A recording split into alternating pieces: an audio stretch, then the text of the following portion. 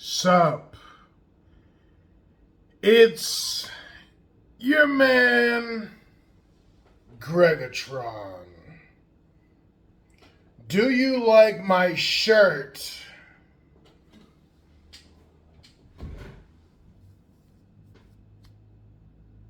Yeah. This, this, this, this.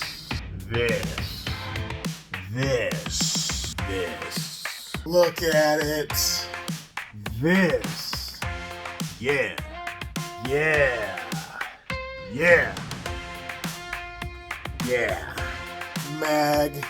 Magnificent. Yes. This. Oh yeah. This is Gregatron. Yeah. Alright. Speaking of this shirt, today I'm talking about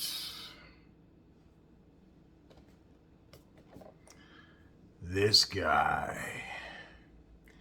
So for those who don't know, Warner Brothers, DC is coming out with an animated movie, finally, for Batman Knightfall. See on the side? Knightfall. If you don't know, Knightfall is one of my favorite Batman storylines ever, of all time. It's one of my favorite comic book stories, period. In case if you don't know, that's the storyline where Batman gets his back broken by Bane. And then we need a substitute Batman. That's this guy, who I'll talk about in a minute. And that doesn't work out, so Batman has to come back, no pun intended, and reclaim the mantle of being Batman. It's an animated movie, and this is a long time coming. Long time. I said it, my younger brother said it, my friend just said it. Everybody knows this movie is a long time coming. And I personally think they should have made this movie 10 years ago. Animated movie. Because it's really up there with those great stories. We've got a lot of different Batman stories that become movies, and they're not even close to as good as this story. So shout out to DC, the animated universe, or whatever you want to call it. Now, before I get there, it's a trilogy, so it's broken up into 3 chapters, thank God. The first book is about Batman and Robin rounding up criminals night after night after night. Stuff's hitting the fan constantly. Criminals are getting let out of the asylum and I think Blackgate. And Batman's to the point of exhaustion. He is exhausted. And Robin's telling him he needs to chill. We need to rest. Batman's like, nah, no rest. And Bane took full advantage of this. And this is the story that actually shows that Bane is a strategist, that he's a thinker, because everything Bane did was very calculated in book 1. I mean, the whole thing really, but basically Bane got to Batman when he was at his weakest because he was so tired from rounding up all those criminals for weeks on end. And when that happened, that's when the bat gets broken. Now, when Batman's out of commission, that's where book 2 comes in. At the end of book 1, pretty much, he's out of commission. Book 2 is when they're trying to figure out, where do we go from here? Someone has to be Batman while I'm gone, right? So pretty much Nightwing steps up into that role. Nightwing is an okay Batman if it's temporary, but in different comic books, when he's with Damian or before Damian, it's like the criminals know something's off. Like, you're not really Batman, G. But the average person couldn't tell the difference. But he's just not as good of a Batman as Bruce. We'll put it that way. Because he's his own person. That's why he left in the first place, right? So book 2 is about that. Well, they have a friend. I call him Jean-Paul Valley. But I guess it's pronounced Jean-Paul Valley. I call him Jean-Paul. Jean-Paul is one of my favorite characters in the Batman universe. He starts out, well, he's Azrael, all right? And Azrael is like a religious anti-hero. Everything he does, he believes he's doing it for the higher power. He's in a cult known as Saint Dumas. And he hears voices, and he's crazy, and he's quote-unquote batshit crazy. But he's good friends with Bruce and Dick Grayson. So they trust him at some point to be Batman. Because it didn't work out with Nightwing, if my memory serves me well. Or maybe he did it first. I think. I can't remember. So, Jean-Paul Valley, he looks the part. He's tall like Bruce Wayne. He's fit. He's built. When you look at him, you can't tell the difference. Well, my boy goes crazy, right? He gets in his head. That power gets to him. He loves being Batman. Not only that, but he's a lot more violent. He's a lot darker. He's, again, nuts. But the longer he's Batman, the more he basically transforms into a different person. Like a very, very darker than he was when he was Azrael. So the villains are saying this. Bruce sees it. Dick Grayson confronts him. Like, hey, we can't be doing this. This is how Batman rolls. Azrael's like, psh, if you don't go on somewhere. They end up fighting in book 2. Nightwing and Azrael whooped him. I'm like, yo. So let me get this straight. Bane whoops Batman. Now Azrael is whooping on Nightwing. Okay. In that process, he builds a new suit.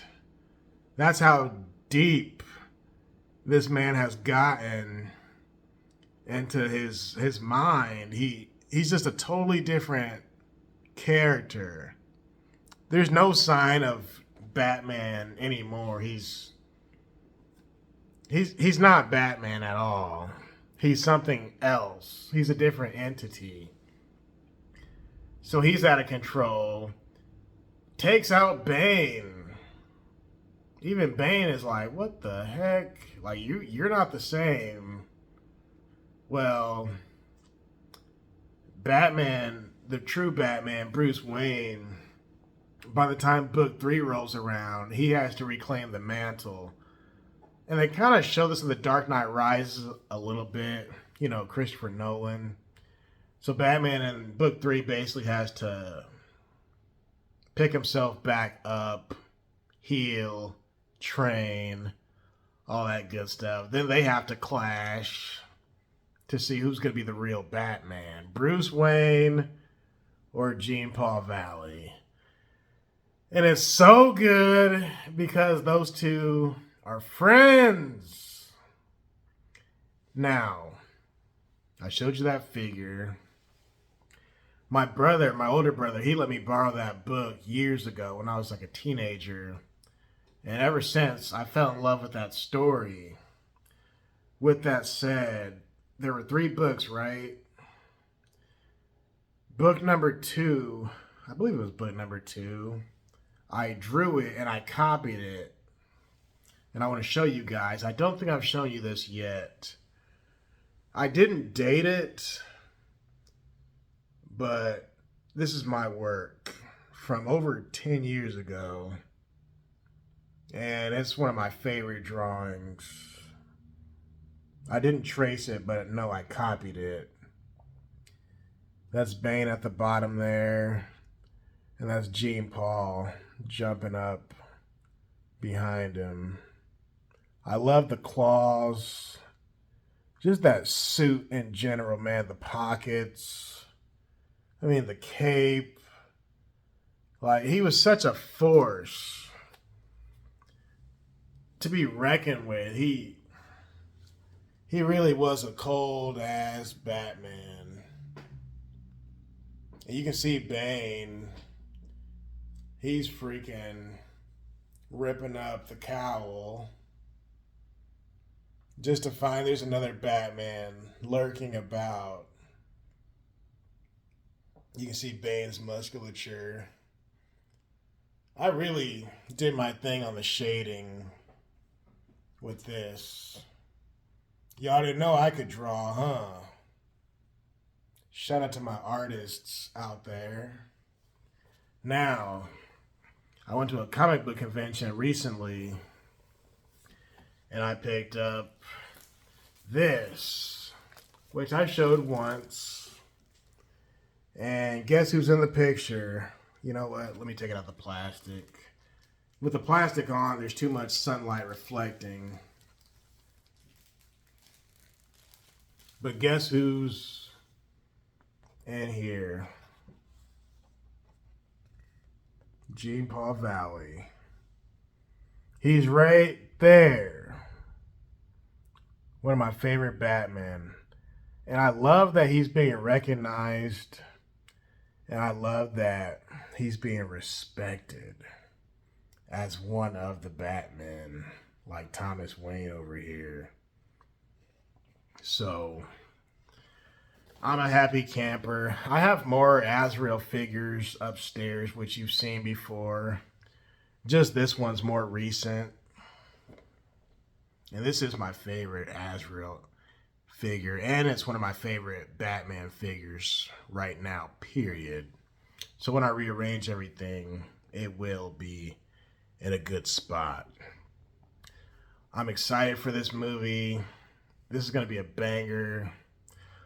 Also, I have this and a gentleman who I bought that figure from, this one. He just threw this in there because he knew I liked Azrael. So that's cool. That kind of gives you an idea of his suit. So yeah, it's a great story. You're going to love it. I can't say enough good things about it. It's about to go down. And I will show you the trailer, just so you all know. The animation looks great. I want to play. See, I'm getting excited. I want to see who's going to play Jean Paul. Because low-key, he is the star in this story. You could say Bane. Yeah, Bane is the main villain, but honestly, this story right here is how I fell in love with the character of Jean Paul Valley. Like, I knew Bane already from the animated series, from the Batman and Robin movie. But Jean Paul, when I'm reading this stuff as a teenager, I'm like, this is nuts. That's when I found out about Azrael. Well, then Azrael, he was featured in the Arkham City game. And he was in Arkham Knight. So I'm like, man, they're finally showing my boy some love. Finally! And I actually made a post about a year ago, maybe. It was like, maybe I'll post it right here. It was like, who's your favorite Batman outside of Bruce Wayne? He was one of them. Jean Paul Valley, Azrael. Terry McGinnis, that's my shirt, Batman Beyond. Dick Grayson. And Thomas Wayne was another one. I like all four of them. My favorite is as far as being Batman, it's a combination of him and Thomas Wayne from Earth 2. And I like them in the sense that they're not the traditional Batman. They're like totally dark. They just totally lean into that darkness. They're violent. They don't give the criminals an inch. They're brutal. They're violent. They don't care what they do. They kill people in cases. And they just don't care. They're terrifying, really. In the sense that at least Batman, Bruce Wayne, at least those criminals who deal with him, they know, okay, well, at least Batman's not going to kill me. Some of these other Batmen, depending on who you're dealing with, the criminal does not know, oh, he might mess around and kill my tail. So I'm excited for this movie. Shout out. I can't wait, and I will talk about it. Hopefully, I'm not sure if they're going to release it all at once or if they'll just release one at a time. I don't know if it'll be on HBO Max right away or if it'll go straight to DVD, because HBO Max has all the DC stuff, right? Not all, but much of it. So I'm not sure how they're going to drop this. I would like for them to drop a whole box set, because I don't need 3 different cases or 3 different discs of this. You know, every movie's going to be probably an hour and some change long. So hopefully they'll do like a set like how they did The Dark Knight Returns Part 1 and 2. But the one I have is combined in the same disc. One goes straight into 2 and 1 disc. So hopefully it'll be like that. It might need to be 2 discs because it's 3 movies. And then maybe on the second disc they can do the special features or whatever. But yeah, I haven't talked about comic books in a long time on this channel, since I was talking about Venom. But yeah, this is one of the best stories ever. Y'all are gonna love it. Like, yeah, I kind of gave it away, but this book is so long overdue. Is like, the people who haven't read this book, they're probably not gonna see this movie anyway. And the people who are gonna see this movie, they all read the book. So we're good. Because normally I don't like to spoil stuff, but no. In order to talk about this character, I have to spoil the comic to a degree. But even the story I just told you about it doesn't give it justice, because so much more went into that stuff. Like, Gotham City really was at a breaking point multiple times. We have Bane potentially running the city, or we have this dude potentially running the city, and neither one of them is Bruce Wayne. It's like, after Batman's back was broken, it was like all hands up for who can be that next person in line, basically, to run stuff, because there's no Batman anymore to stop him. So all these criminals were like emboldened to do even more chaos, because he's out of commission. And then Nightwing had like heavy weight on his shoulders as far as being the substitute Batman. I can't remember if Tim Drake was in that story or not. But yeah, it was going down. Like, Gotham was in real trouble. Gotham was in trouble in this one, man. Man. Anyway, why don't we watch this trailer? All right. I'll talk to y'all later. Peace. Gotham City needs Batman. Batman, you haven't slept since Arkham exploded 2 days ago. Maybe we should ask John Paul for help. His training is coming along. We're all that stands between those inmates and the fall of Gotham. They say you are the greatest detective. And yet you did not see this coming. I intend to break you. Then give it your best shot. Let chaos reign in Gotham. We have to help Batman. Suit up. Well, that's a gritty new look for the Dark Knight. Something else is going on out there. Come get some! The guilty must pay.